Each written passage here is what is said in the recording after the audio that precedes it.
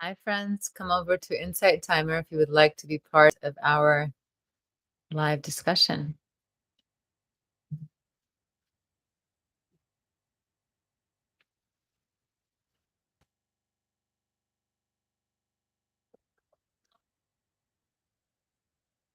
Hey, friends. Welcome. Hi, George. Long time, my friend. Ah. Hey, Cindy. Hey, George. Can you all hear me okay? There's some lag time, but I can see we're starting to trickle in here. Hi, Cynthia. Okay, great. Thank you, Cindy. Great. We'll wait a few moments and then we'll begin.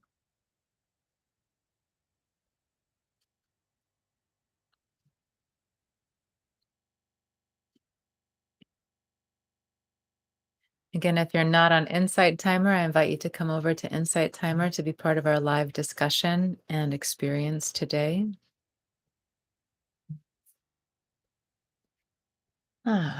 Hi, friends. I see you trickling in.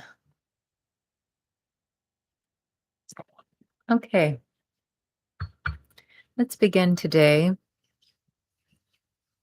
with the centering technique. If you can't move your body for any reason, you can just visualize this in your mind. I invite you to bring the hands together at the heart. Feel the palms and the finger pads touching. Roll the shoulders up and back. Open the chest a little. As we inhale, we're going to reach the right arm all the way up, straighten the elbow if we can. And then the other hand, the left hand in this case, is going to come down by the navel. You can't see my navel, but it's down by the navel with the fingers still pointing up. And then we'll change sides. So let's start by just taking a breath in and out.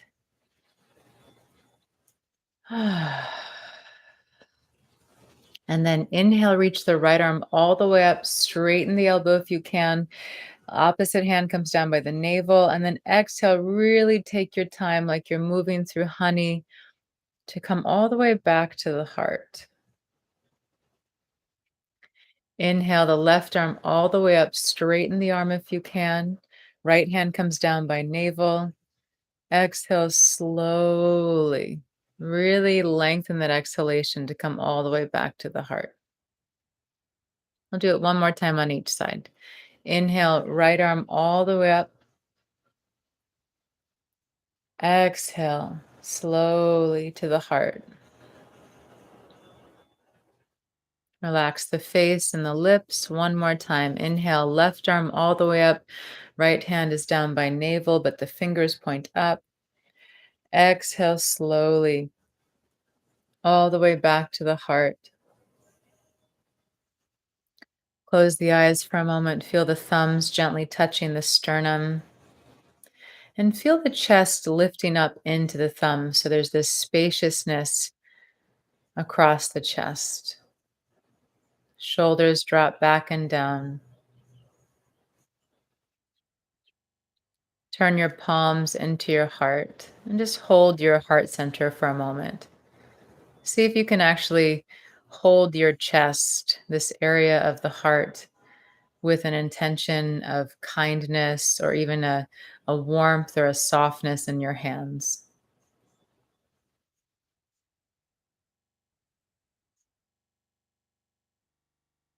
Turn your awareness inside. And for these next few moments, just be with yourself without judging yourself, without trying to make yourself different or make the world different. Can you just take these next few moments to breathe deeply and give yourself permission to feel and think whatever's coming up?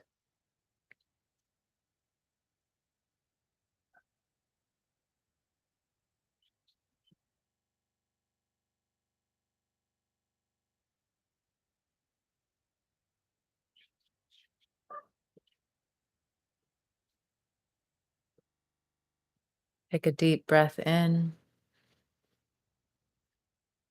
exhale through the mouth, and slowly open the eyes. Hmm. mm, Thank you. Okay. Again, if you're not watching us on Insight Timer, come over to the Insight Timer app to be part of our live experience together. Hi, everyone who's just joining. Great to see you. Feel free to say hi in the chat. Let us know you're here.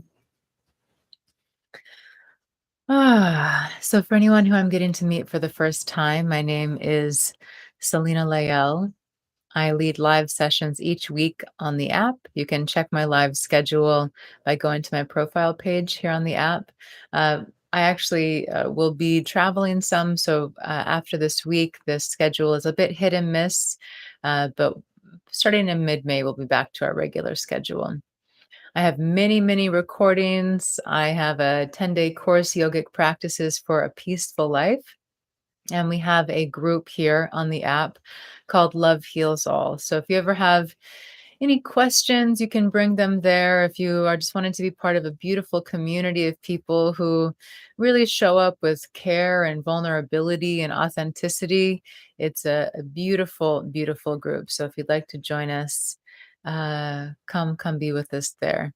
And Anami, I see your comment. Oh, I'm bawling, crying after that. My heart is hurting so badly today. Just hold your heart with me, my love. Just imagine that my hands and your hands are merged as one, just holding your precious heart. Just holding your heart.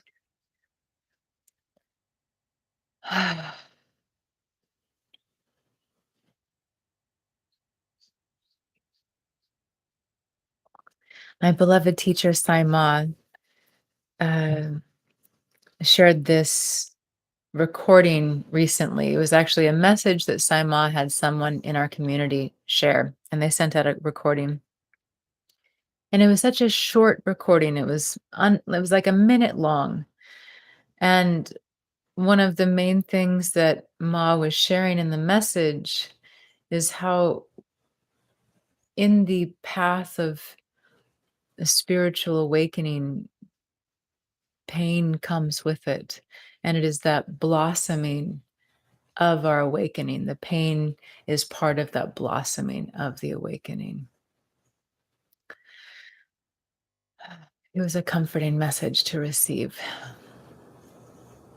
And many of you are very familiar with this teaching that says that it is through the depths of the suffering that we awaken from this slumber, this illusion that we are separate, this illusion that we are alone, this illusion that we are unloved or unworthy, that the throes of suffering are what, there's so many ways we can look at it, but in one way you could say the throes of suffering are what move us toward the awakening process or into it or the experience of it, because we just can't be with things the way they've been any longer. Something has to change. Or maybe it's just that cracking, like that beautiful Rumi quote. I think it's the wound is where the light enters. And I wonder how many of you have had this same experience where there's something profound that happens when we allow ourselves to feel the depth of pain arising. It's like the heart cracks open. And rather than feeling broken, there is a feeling of fullness, and the perception of life completely shifts. Maybe we're all of a sudden able to see the beauty in the world or feel the tenderness of our heart rather than just the pain. There are so many different experiences we can have inside of that. I'm feeling very tender with you all today. And it's perfect for today's journey. You guys are so cute, Jason and Julia. Super friends. I love it. Love it. So, the ego. This is a conversation, although I will be guiding it. If you have questions, please feel free to bring them. Our beloved Julia is the inspiration behind this session today. Hi, everyone. So thank you, Julia, for requesting that we dive into this.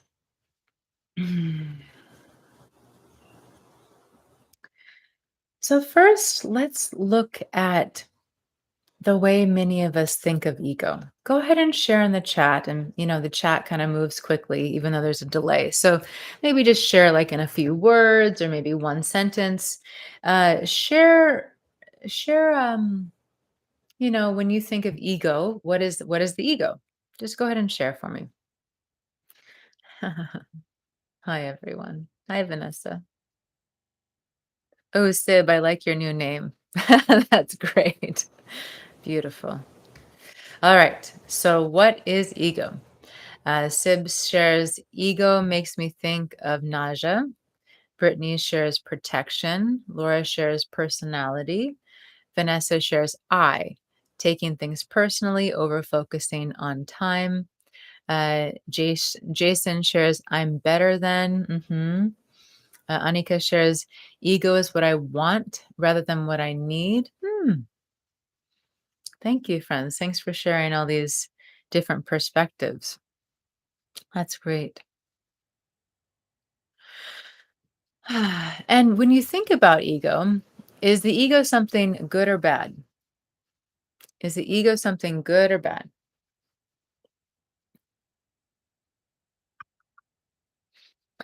Both, good, both. Um, Salted is sharing that the ego is the devil based on A Course in Miracles.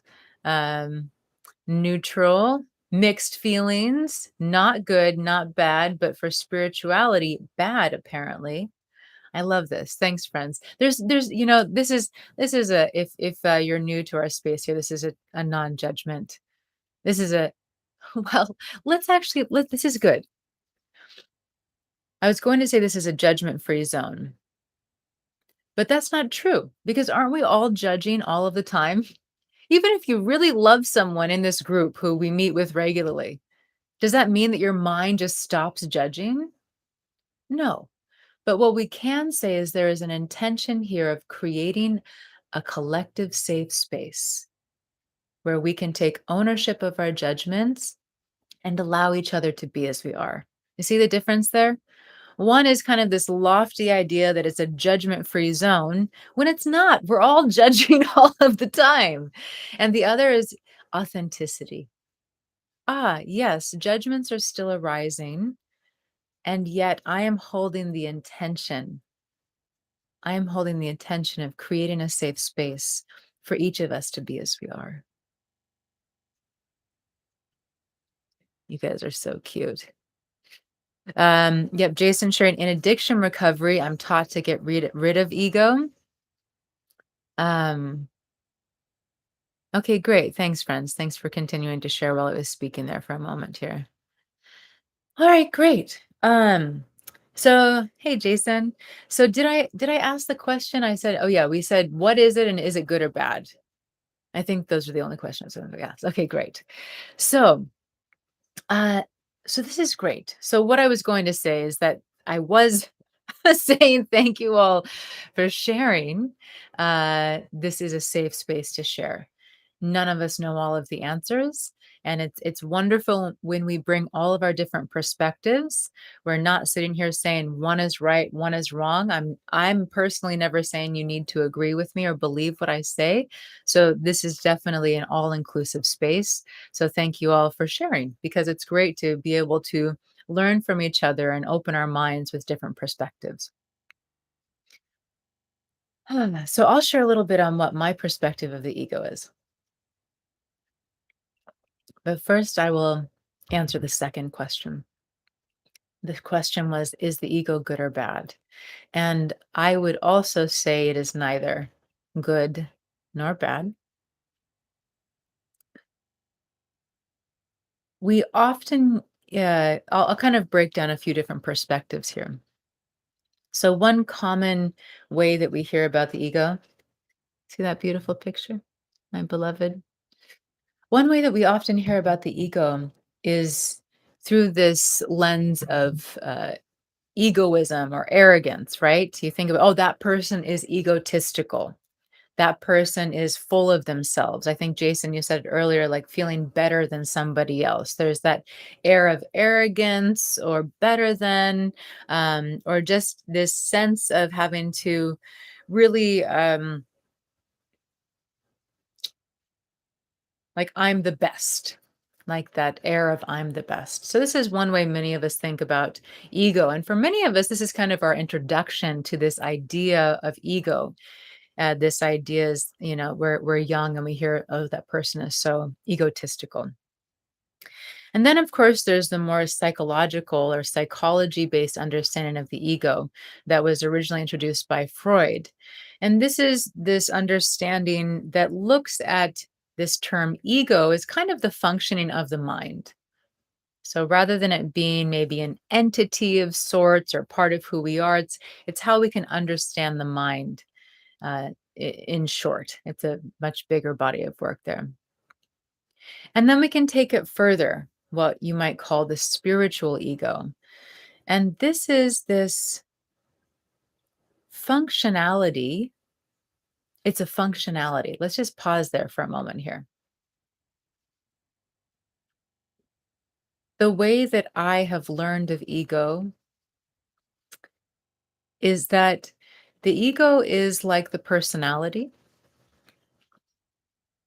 It's not like, oh, the ego is this bad thing over here and my personality is over here. The ego is actually the functioning of the personality. Often we also look at the ego when it comes to spirituality as keeping us in the illusion of separation. Comes back to what many of you shared in the chat: I, me, my. I am separate. I need to take care of myself. Well, I don't mean it like that because we do need to take care of ourselves, but some sense of I have to separate from myself from others. I'm different. I'm better. Separation. I could go on and on there. This idea of separation. So part of that egoic functioning is keeping us in separation. And the ego in this spiritual context is usually related to fear. Yes, and for anyone who's familiar with this concept of the ego, you know what I'm speaking about. This fear based way of functioning. Now, there's something pretty, uh, I don't know. I like how concise this understanding of the ego is, and they can all be put together. We can keep them separate and say, this is what I resonate with most, or we can kind of combine them all and say, oh, I can see how all of these different definitions of ego fit together. But as many of you are aware, or you've heard me speak or others speak on this before, there's so much information happening around us all of the time, so much stimuli that our brains are only able to process a very, very small amount. In terms of numbers, there are about 2 million, just think about these numbers, 2 million bits of information occurring all at once in any given moment. 2 million bits. Does anyone know approximately how many of those 2 million bits our conscious minds can process? Anyone know the general answer here, if not the exact one? Someone sharing 50. Any other ideas here? So 2 million bits of information and our brains can only process. Okay, no one else is okay. 120. Okay, thanks, friends. Why not? Right? Let's just play the numbers game here. Out of 2 million bits of information, all of this stimuli, colors, sounds, temperature, texture, light, all of these things happening. 2 million bits, our brains consciously process 134 bits of information. I mean, think about that. Think about how much we don't even realize is there. Think about how much we don't see. Think about how much is happening right here, right now, that we literally can't see because our brains are not processing it. It's just too much information. I'm getting off on a little brain tangent here, but this is just such fascinating stuff to me. It's like, I mean, think about how many things are occurring right now that because they are foreign to our minds and our brains, our brains literally look over it. Like you could have an ancestor right here, or a spirit guide right here, or something even very tangible right here. And if your brain doesn't have a reference for it, you won't see it. It's just amazing, these brains and this whole experience. So, the reason I'm bringing up the amount of information that our brains process is because this is another definition of the ego. That the ego is what helps us to process the information. The ego is what, rather than, if we think about it in this way, we are these infinite beings. We are infinite. We are unlimited, unbounded energy, having a very finite experience, having a very controlled, small experience of the infinite. And so, for our brains to function and for our personalities to function with all of this stimuli, we actually need something to act as a filter. So, another definition of the ego is that the ego is also a way for us to process the stimuli of life.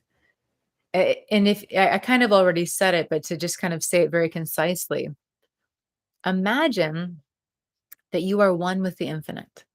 Like, just close your eyes for a moment and imagine the cosmos. Imagine that you're in space and you are looking at the vastness of space, this infinite space in the cosmos.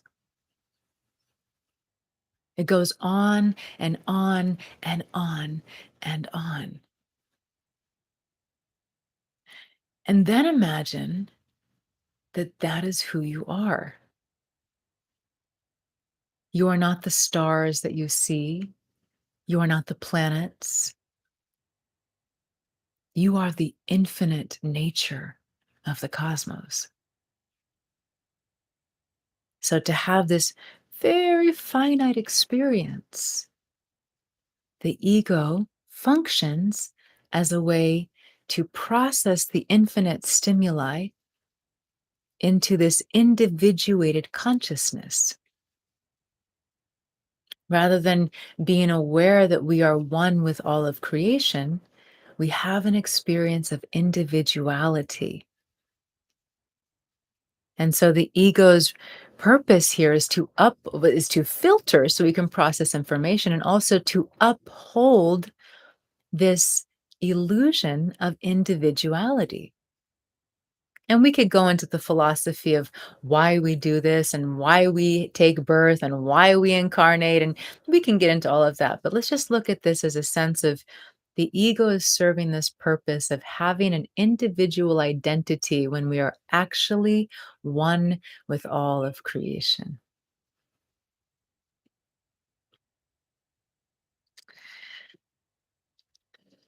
I'm just now seeing Jason's comment that my ego processes 135. I got you, baby. I got you.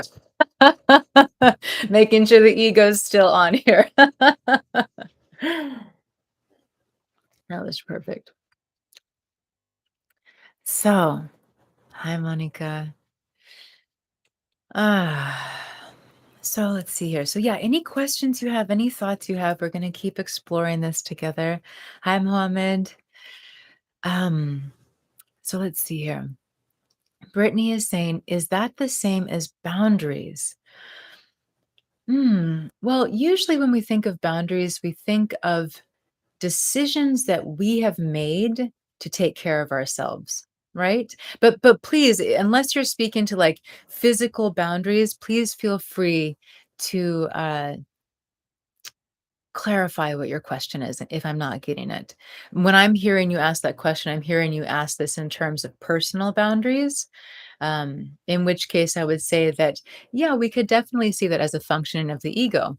But let's look at it more all inclusively, and that is that all of these different characteristics, all of these different behaviors, whether they seem destructive or supportive or whatever, that all of the personality, not just the bad parts of the personality, not just the fear or the anger, the happiness and the pleasure and the kindness, all of these things could also be summed up in the experience of the ego at times. Now we can get into the duality conversation here, which whenever we're speaking of the ego, we are speaking dualistically. Yes, because if there isn't duality, then there's only oneness. If there's only oneness, then there isn't an ego. There's just one. So whenever we're speaking of ego, and as long as we're in these bodies having these experiences, we're in this dual natured experience. Brittany is saying if the ego can only process so much, um, and then it creates an identity. Mm-hmm. Was that? I'm just going to go back here and see if I didn't hear a question in that, love. I just heard a statement. But maybe that's also what you're saying in terms of boundaries. Again, forgive me if I'm not totally picking up what it is that. Oh, okay.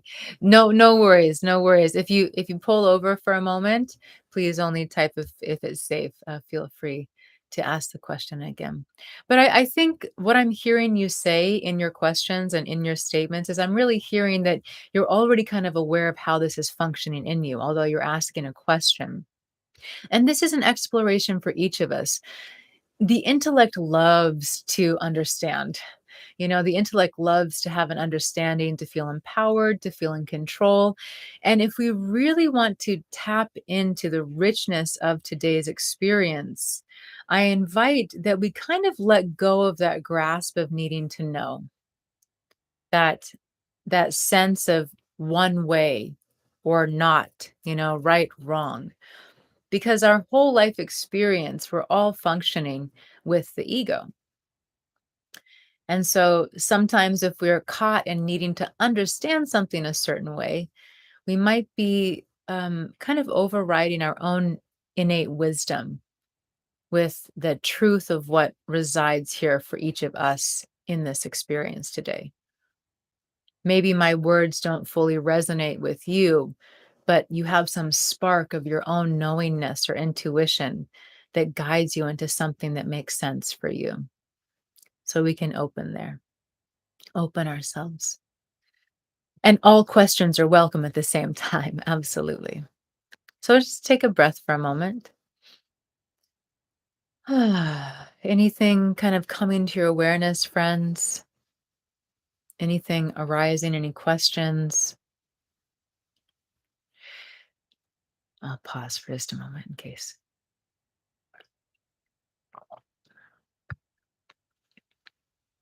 Mm, mm. Okay, great. Okay, great. Good, good. I'm glad it was clear. Um, good. Yeah, Vanessa, take your time. It's a lot to process. And it's a pretty interesting concept because essentially what we're doing is we're trying to understand a functioning of our own being.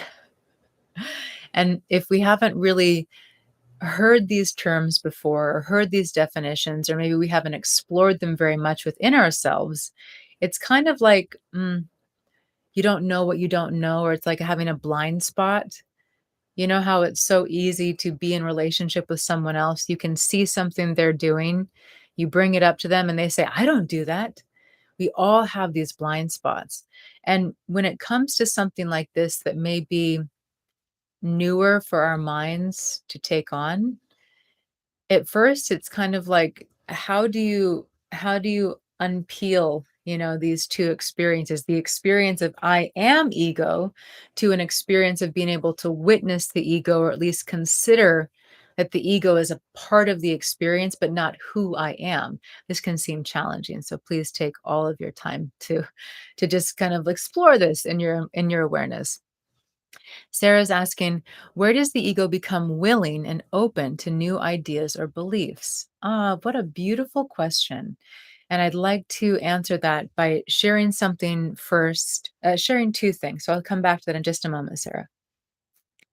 And this is what we're going to get a little more into today. Firstly, many of us, if we are familiar with this idea of the spiritual ego, we are also familiar with this idea of annihilating the ego,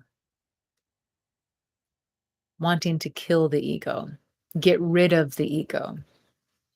I don't want this ego thing anymore. It keeps me in fear. I don't want this ego anymore. It makes me small. I don't want this ego anymore. It keeps self-sabotaging me.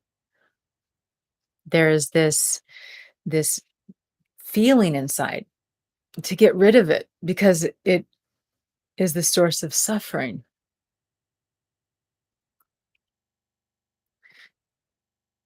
And I remember when my beloved Ma shared this teaching, it was really freeing because I had even held that feeling of like, I want to get rid of this ego thing.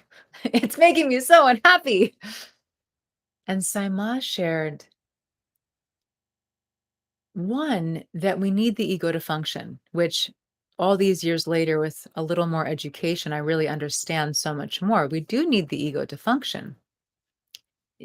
It's this aspect of the personality, or as we could think about it as a way to filter all of the stimuli, to have an experience of an individual when we're truly the infinite. So we need the ego. And of course, this is one school of thought. There are others. So if we need the ego, does that mean we just deal with it or meditate and take our good days when they come? And what Saima teaches is that we enlighten the ego. We enlighten the ego.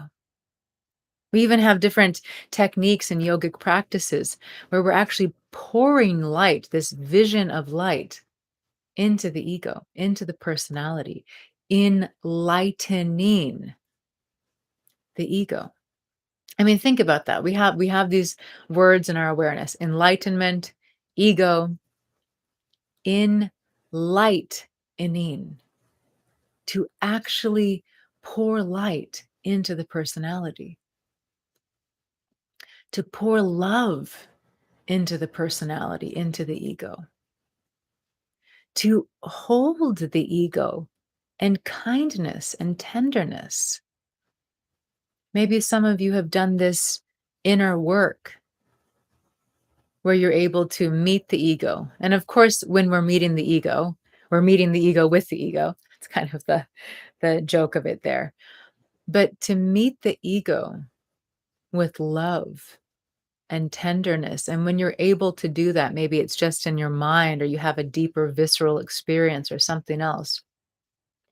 And it's like the ego starts to soften. So coming back to what your question, Sarah,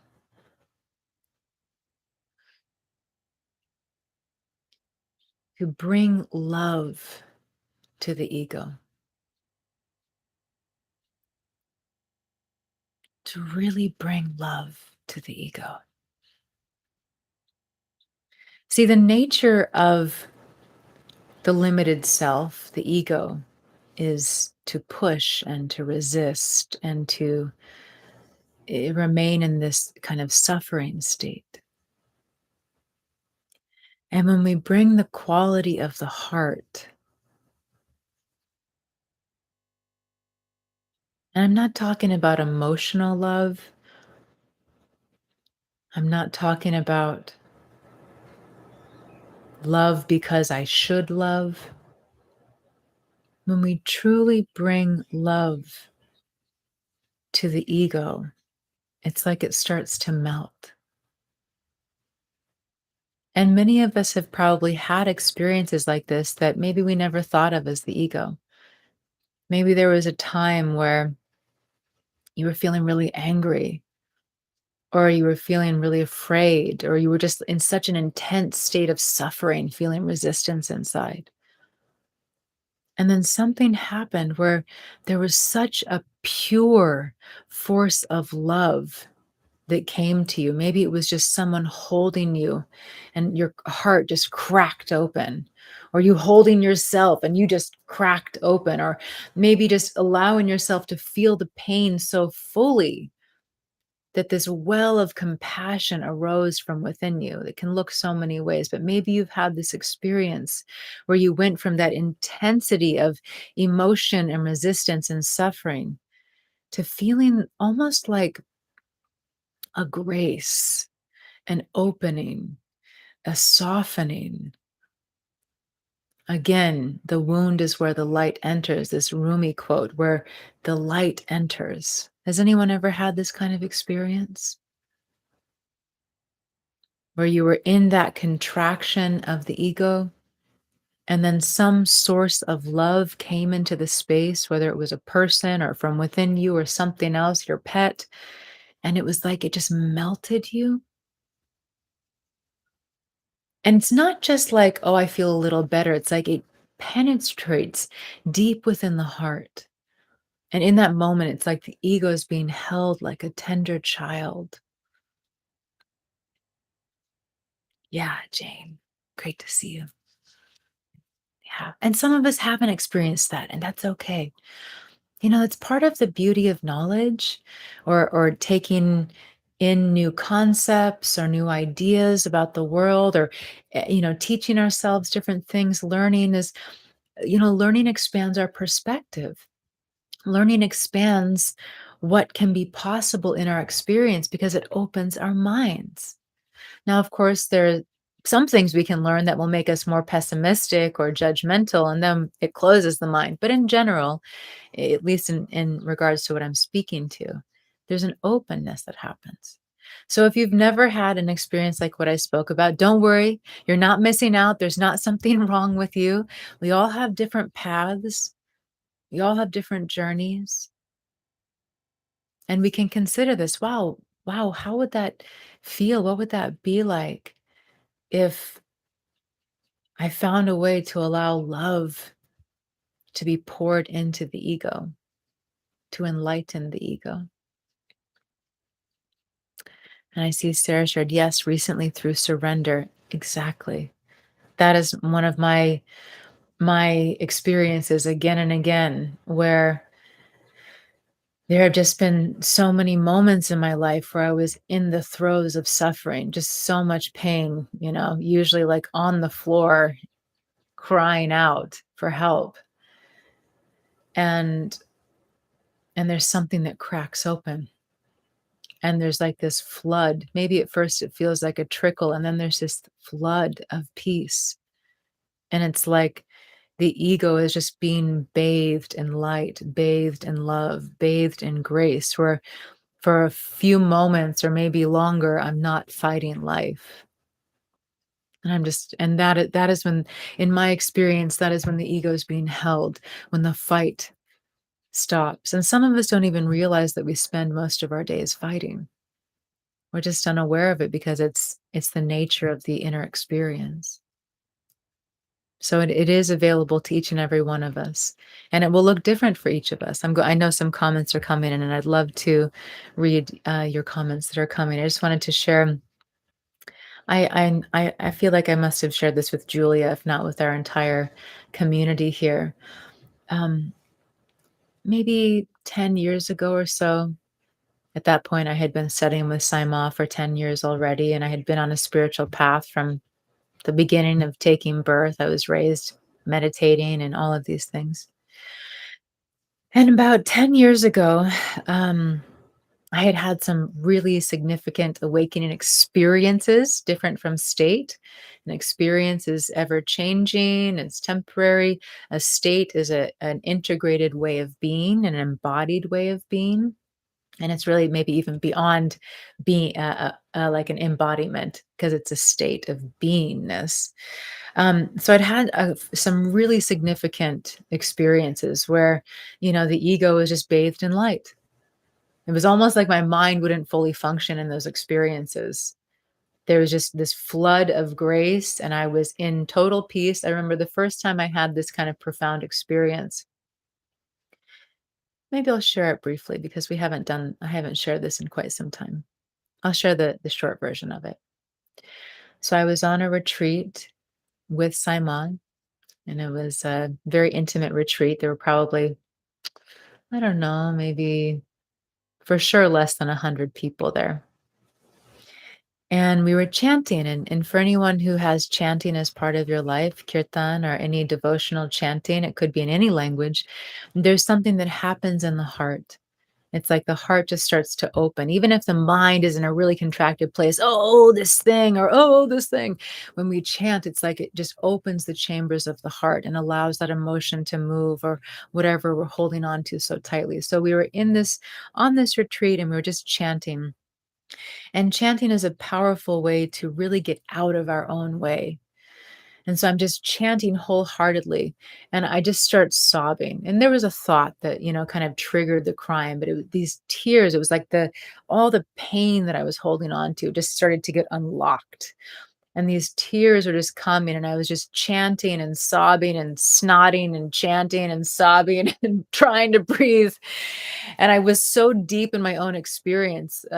For many of us, the idea of sobbing in public is, atrocious. It's the last thing we'd ever want to do. And so I let myself though. And even for someone like me who's very expressed, there's that deep vulnerability that made me want to hide, to not let the tears out, to not just break open surrounded by other people. But I did. I just went for it. I just let myself break open.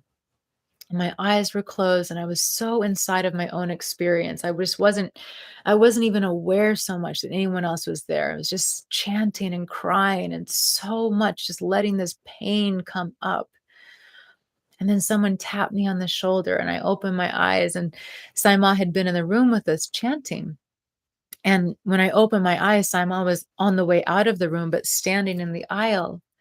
um, standing in my aisle, waiting for me. And so I like scrambled to like by all fours. I don't think I even walked. I might have. And I went and I just put my head at Saima's feet. And the sobs just came so intensely. And I just disappeared. The eye just disappeared. And there was a body, and there were tears, and there was so much tenderness. And it just was pouring out of me. And I could feel at some point that Saima physically walked away, but there was no I left. And whatever this experience was sat up. And there must have been a little I left because I was still conscious. But I remember when I sat up and I could hardly move. I don't know how long I was on my knees just crying.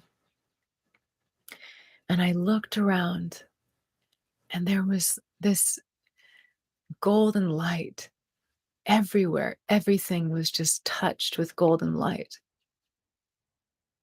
It was so beautiful. And every person that I looked at was glowing with this same light. And it was like my mind almost couldn't distinguish the difference between the space and the things in the space. And I remember it was like I could barely move my head. I didn't have very much control over the body. And I remember looking on the stage and seeing like one of those metal chairs. And I remember there was just this awareness. It wasn't a thought, it was like an awareness. The awareness was, it is so beautiful. I was looking at this chair, and the chair was the most beautiful thing I'd ever seen. And it was just as beautiful as the carpet. And it was just as beautiful as all the beautiful people in the room. Everything was just pure radiance and beauty. And there wasn't an experience of Selena. There wasn't an experience of, oh, should I be doing something different? Should I say something? Should I move? Should I go? There was just pure awareness. pure awareness.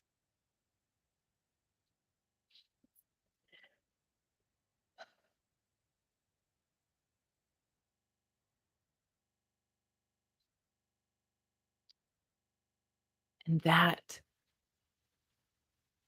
is that ego being bathed in love.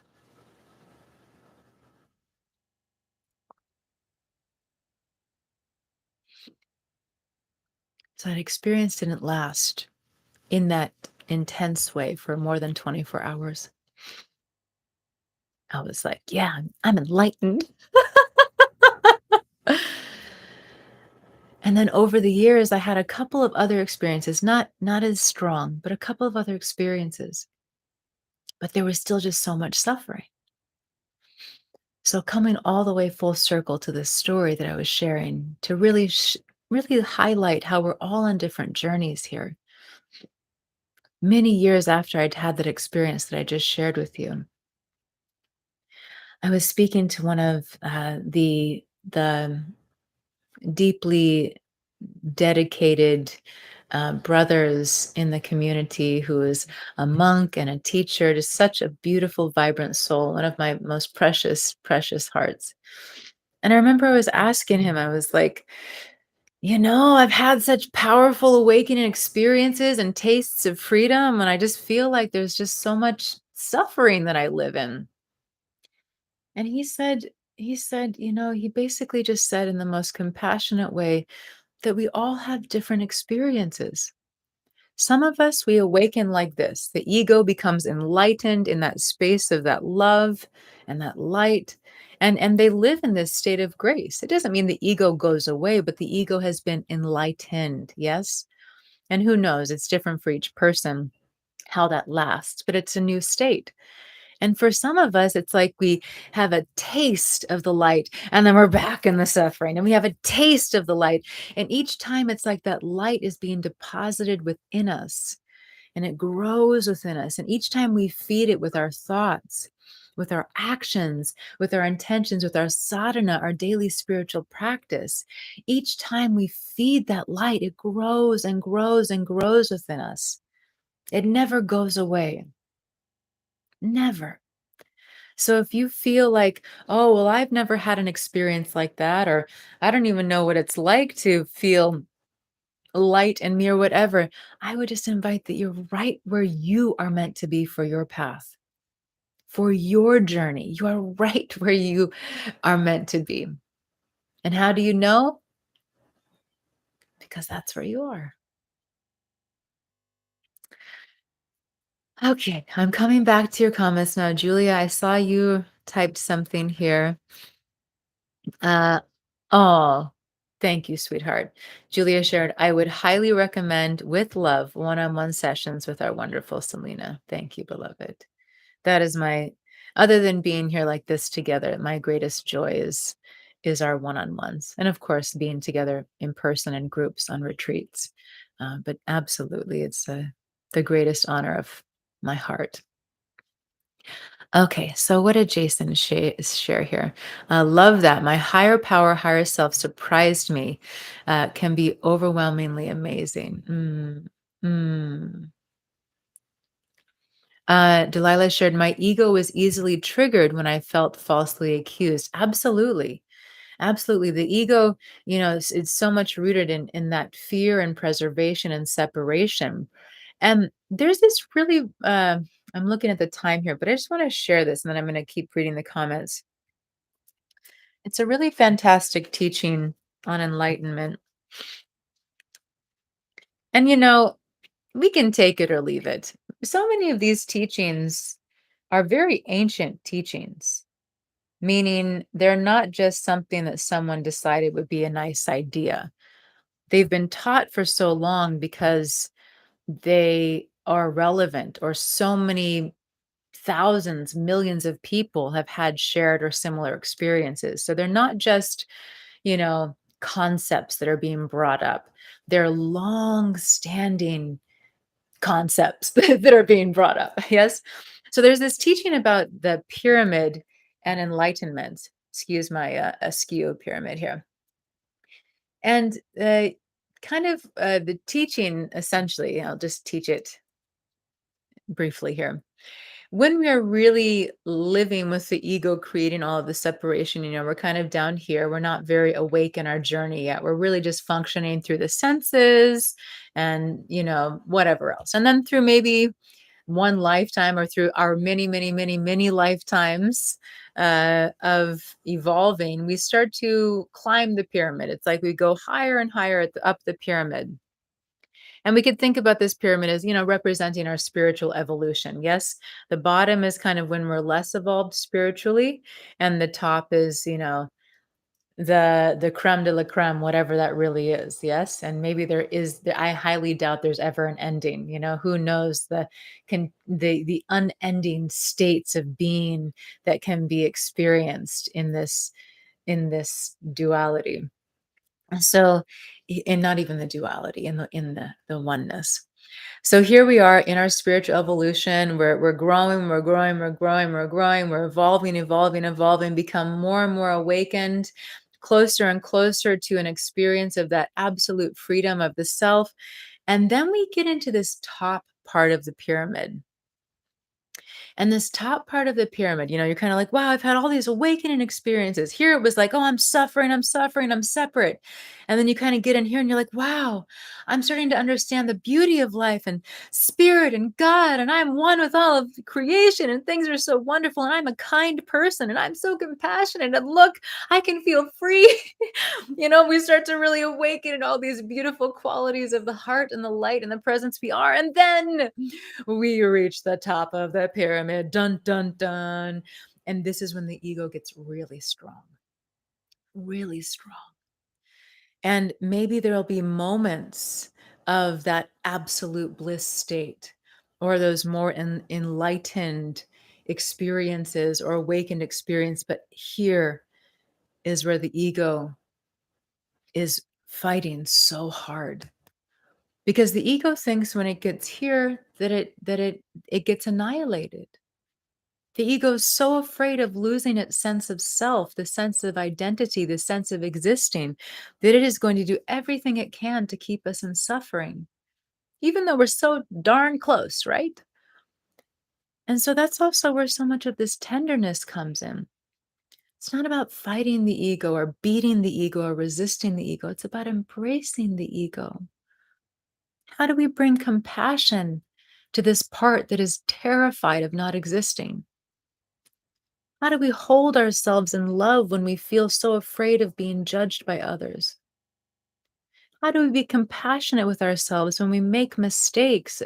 When we tell ourselves BS stories like, "Oh, I'm going backwards. Oh, I was so more evolved and now I'm going backwards." How do we be compassionate with ourselves? We're not linear science projects. We are an ever moving creation of energy and life. How can we bring that light to that part that is so afraid of loss? So afraid. If you had a small child that was so afraid, just terrified, absolutely terrified, terrified to the point that we will hold on to things that we know are destructive for the sake of this sense of existing or feeling or some false sense of safety. You had a child that felt that way, would you beat them up? Would you tell them they were failing? Would you try to annihilate them? Would you meditate for hours a day so that they would stop being that way? Or would you hold them in your arms? Oh, precious. It's okay. It's okay. You're okay. Oh, you're okay.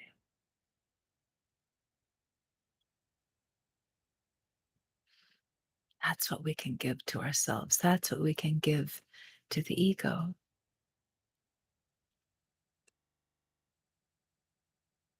I love you. Okay. Going to go back through a few more comments because I know there were some that I didn't see here. Oh, I'm just reading some of your comments about the experiences that you're having.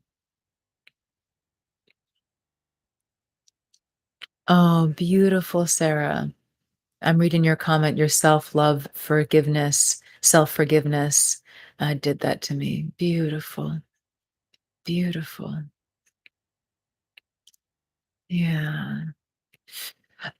So Lynn is asking, what do you do to maintain the awareness? Ooh, I wish there was a formula for that. And actually, there is a formula. The first formula is let go. The first part of the formula is let go. The second part of the formula, and this is a really, really important part of the formula, my friends. Do not try to get the experience again. Do not search for the experience again. And we're going to do it. We're going to do that. If you become aware of it, though, come back to part one of the formula, let go. So, part one is let go. Part two is stop trying to get back to an exalted experience that you've had. And then three, and this isn't an actual formula, I'm just, bringing some important parts together that can help us in our journey. Sadhana. Sadhana is daily spiritual practice. Remember, like I was saying, there's this light inside. We are light. Each of us are light. It is our essence. We are infinite beings and we are light. And when we do things to cultivate, to activate this light within us, it's there. But if think about it, if you have a fire inside that you never tend to, maybe the fire is raging and then it gets smaller and smaller and smaller. And then finally the fire is just a little tiny flame. And then finally the fire is just smoke, but it's still there. We need to tend to the flame of our light. Sadhana, I'll spell it here. It means it's Sanskrit for daily spiritual practice. Sadhana, daily spiritual practice. And there are so many different things that we can do as daily spiritual practices. It doesn't just need to look like meditation. It can look like spending time in nature. It could look like all of these different things. However, in my very limited experience and limited understanding, when we are speaking to this specifically, there are different techniques that will light that flame more than others. Now, I don't know that as an absolute. So I really don't. Maybe for you, there's some incredibly exalted spiritual experience that occurs when you just stand in a circle of trees and that fire within you is totally lit. However, for many of us, we need very specific techniques to nurture that light within. So, and that's why so many of these. That's why yoga is actually a science. I love this idea because so often we say things like, "Oh, we need peer-reviewed studies and we need, hard proof." You want to see the hard proof. And I'm saying this very lightly here. There is actual science to back this up. But my general comment here is that something like the practices of yoga, these are literally quite often the same techniques that have been used for thousands of years.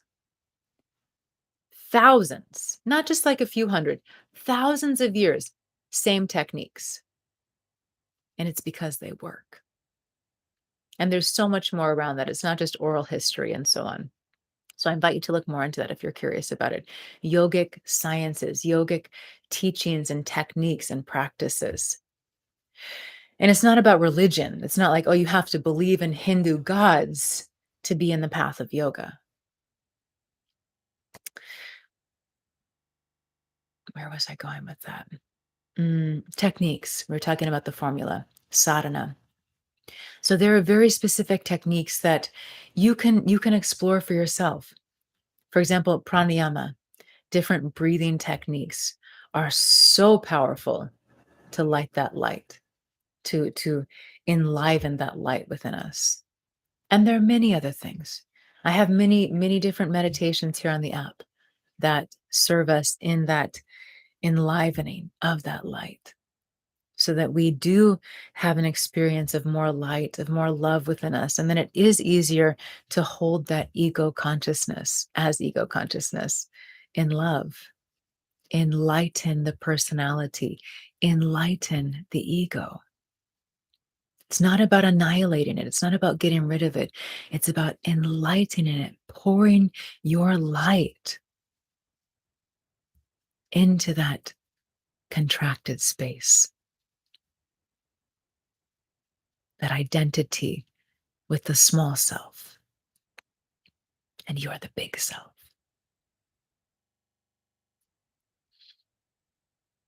Hmm. Hi, Elena.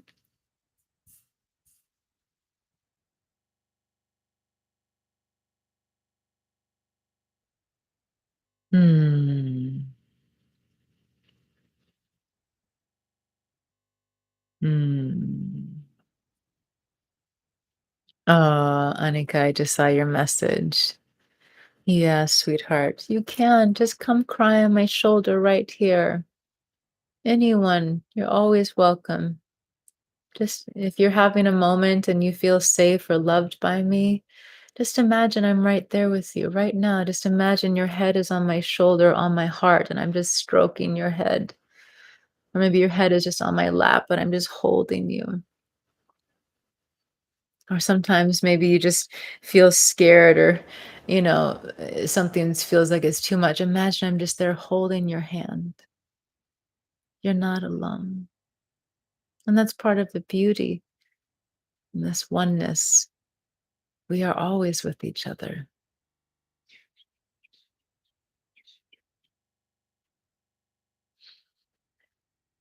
Ah.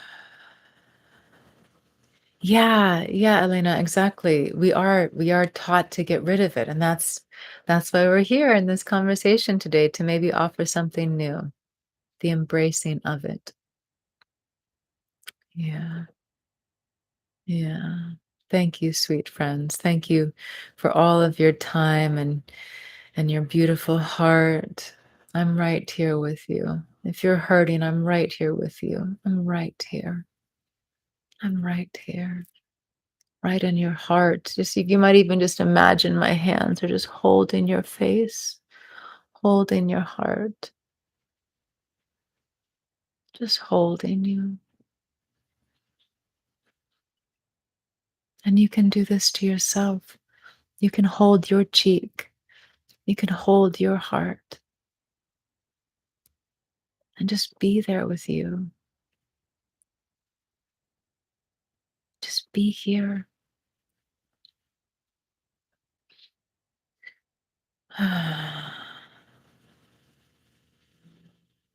Oh, love you, enemy. Yeah. Oh,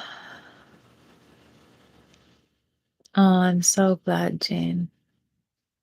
I'm so glad. All right, my dearest hearts. Hi, Martin. Thank you. Again, take whatever resonated for you. Leave the rest. Be curious. This is your exploration with yourself. So, our next sessions on the schedule are next one is not again until Tuesday, May 3rd, and that is a meditation. I don't have it listed here what it is, but it will be Tuesday, May 3rd at 11:30. Is that correct? Oh, yeah, 11:30 Eastern time, 11:30 in the morning. Is that correct? Yeah, 11:30 in the morning Eastern time. And you can see this on my profile page if you're wanting to know your own time conversion. So Tuesday, May 3rd. And then again on Friday, May 6th, we will be getting together at 3 p.m. Eastern time. 3 p.m. Eastern time on Friday, May 6th. And Then I'll have another week of not having any range to connect, or long story short, we'll be together again regularly, um, starting the week of May 16th. Our schedule will be a little off that week because I'm flying on the 16th, but starting that week, we'll get back together, and then we'll get back to our regular Monday and Tuesday sessions, or maybe for you, it's Tuesdays and Wednesdays. Oh, thank you, friends. I'm so grateful to be together. Come join our group. Love heals all. I love you. You are so, so, so loved. So loved. Go find yourself. Go find yourself inside, not out there. Go inside. Find you. Be with yourself. Hold yourself. Care for yourself. And when your mind is caught in fears and judgments, go be with you. That's not the time to abandon yourself or distract yourself or judge yourself. Go sit with yourself. Oh, precious, my dearest self, what do you need? What do you need? Thank you. Thank you so much. Until we meet again,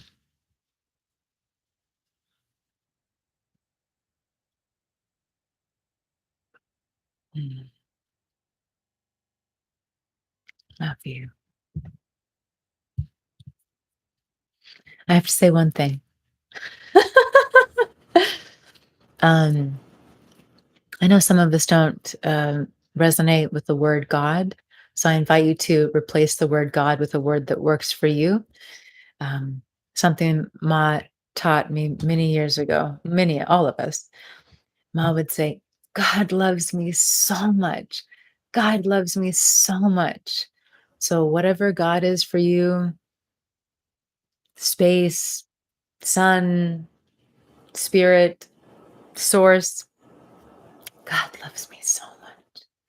Say this to yourself: God loves me so much. God loves me so much.